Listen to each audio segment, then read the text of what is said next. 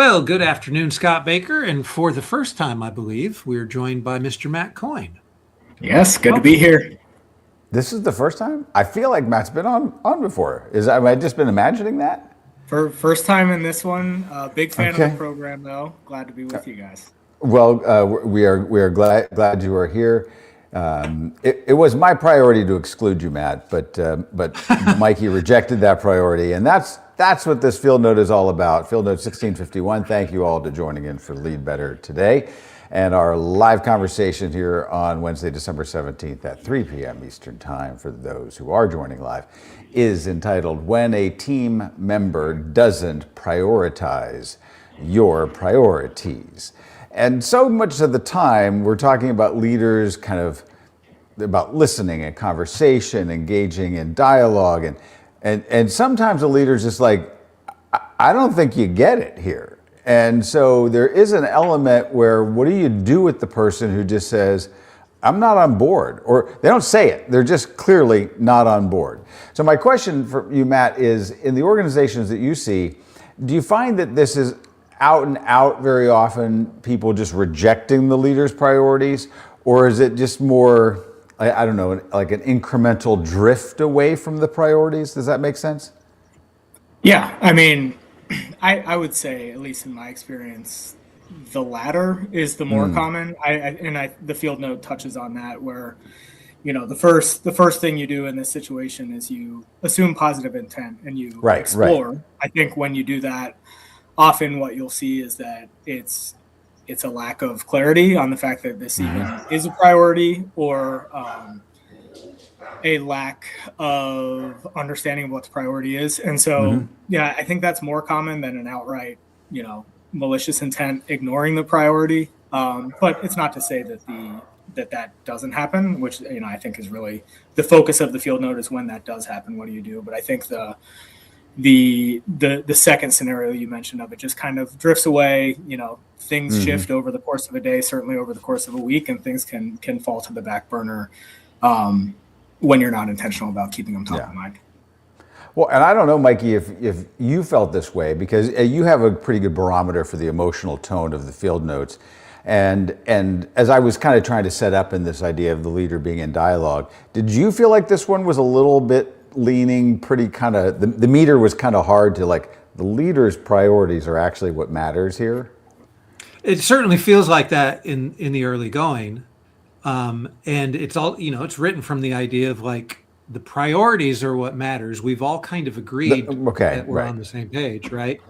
And therefore, maybe the implication in that is that a leader has an easier time of committing to the priorities no matter what they might be. And so how do you get the rest of your team to kind of buy in on that, right? So if that's the implication, then it's not like my priorities versus your priorities. There should have been a spot early on in the discussion that says these are no longer my versus your priorities. There are priorities, right? And so if it's a plural now, why aren't you switching your own pronouns from singular to plural? Yeah, right. And Matt, I was just, I'm here, not in my regular studio, but in the studio in Nazareth, Pennsylvania, where we edit the videos that are in our main platform. And I was just watching one of our colleagues talk about working with an organization where they had rolled out this big strategy, all the priorities, and then they brought us in and they're like, people just don't seem to understand it. They don't get it. And as we looked into it and talked to the employees, it was like, well, yeah, the company announced this one time, but nobody really remembered that. And so now it's like the company seems shocked that we're confused, but it never was really re-emphasized or re-articulated. So how often is this the problem of a leader or leadership where they think they've communicated something, but just because they mentioned it or rolled it out once, that's not sufficient? Yeah, I mean, it's very common, and I think all of us and certainly leaders can very easily fall into the curse of knowledge. And so as a leader, you've been, whatever the priority is, you've been steeped in it for, probably months longer than the person that you're trying to get to come on board with your priority. So you know what it's all about, all the context, all the nuance, why it's a priority. And it can be very easy to forget that, okay, the people I'm trying to get to prioritize this, an extension of me, don't have all that context. And so, it's very common. And I think it's part of the reason why we're always advising leaders to be having conversations about priorities with those they're leading on a very frequent basis. Because again, things shift, and we as leaders need to be pointing people toward, priorities are about what are we doing right now? Like, what do we need to do today? Which also means what do we need to not do today? And the more frequently you're having that conversation, the less of that drift happens, because you're steering and calibrating along the way.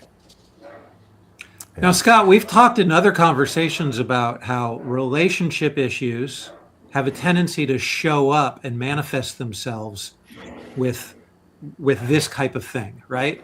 And the opposite. Like, if you're actually having a structural issue, a debate about priority, that'll actually show up in relationship issues, right? And so they oftentimes, we have a tendency inside of organizations to kind of like make the real issue something that manifests itself in another way. So at some point, it's not a communication issue, right? At some point, it's not, you get to the point where like, oh, we've got a real disagreement about priorities here, right. And they're not doing it. The way that it shows up, is it most common when we get to that for it to show up in relationship problems? I suppose it's just flat out resistance. And I did like, obviously to setting this up to point to this idea of a leader should be assuming a good intent.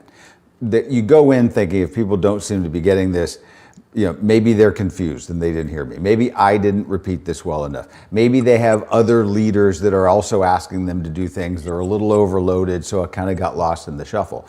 But at the end, if there is this resistance, right, that's a problem. In fact, that's where the field note just says, this is non-negotiable, right? And you have to make that clear. You're either on board or you're not on the boat anymore.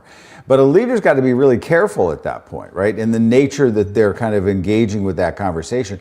And they need to be on the lookout for where that resistance is real, so they have a chance, because as Mikey often says on Lead Betters, if this is where you're at, there's a lot of things that went wrong before this. Like, there were many conversations that needed to happen along the way.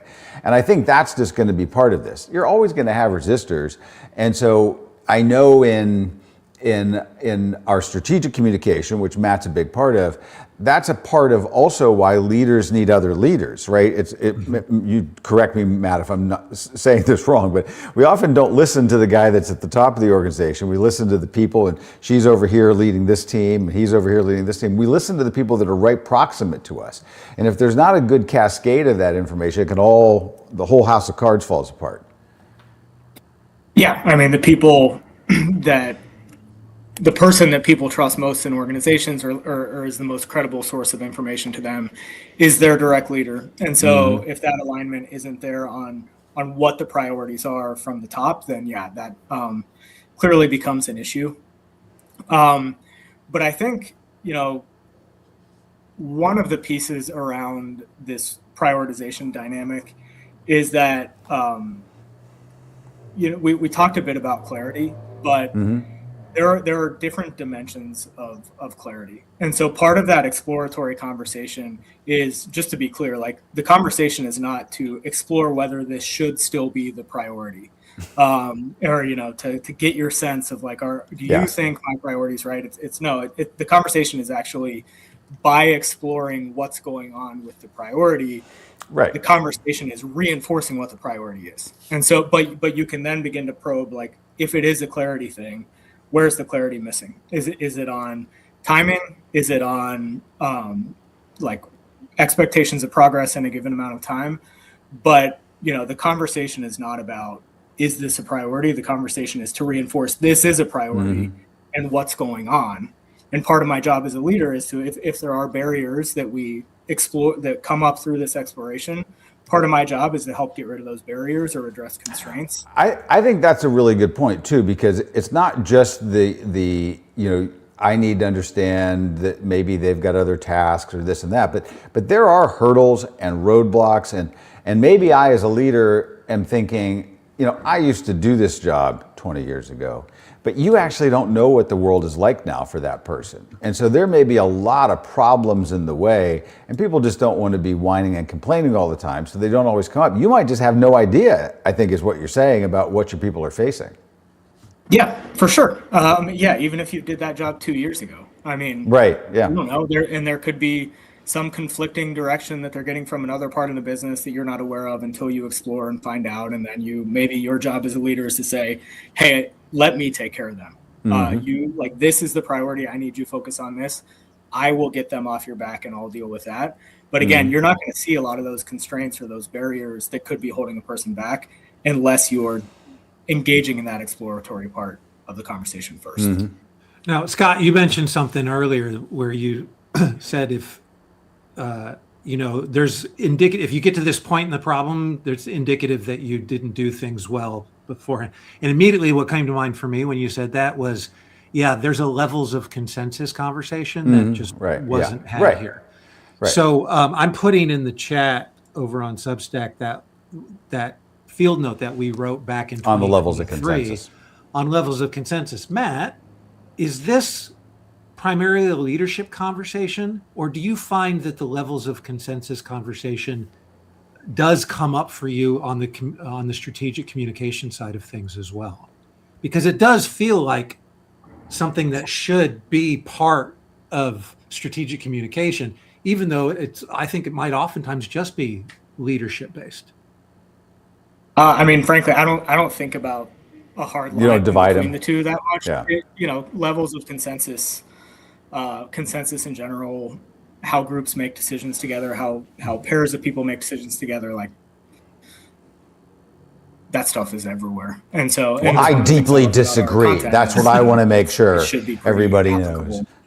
Yeah. So let me just say, for those that are wondering why this fits in, there's 6 different levels of consensus.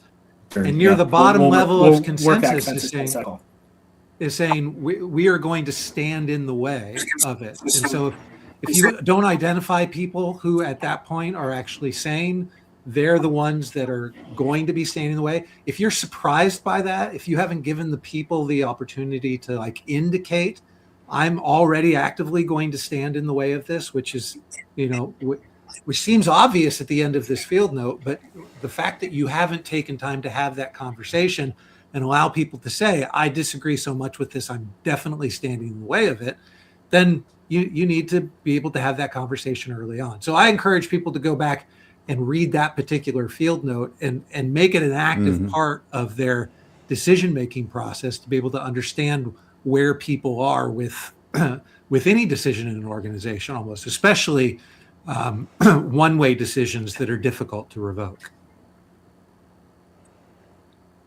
Well, one of the things that we can say here is in just the last minute is that whether this is the communication breakdown or whether there's resistance or whether the leader needs to step in the end, as a leader, as an organization, you want to be doing the right things. We want everybody on the same page, rowing in the same direction.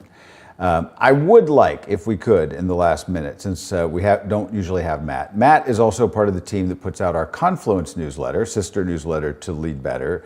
That's a once a week and covers artificial intelligence. You're also part of the team that looks carefully at how we're using Alex, and you also run our programs on communications and AI and all of that. So I'm just asking you in 20 seconds to talk about all of that. We have tens of thousands of people now using Alex, and so that's pretty exciting. But anything that you think is important for people to understand, and where can they get more information beyond just reading Confluence?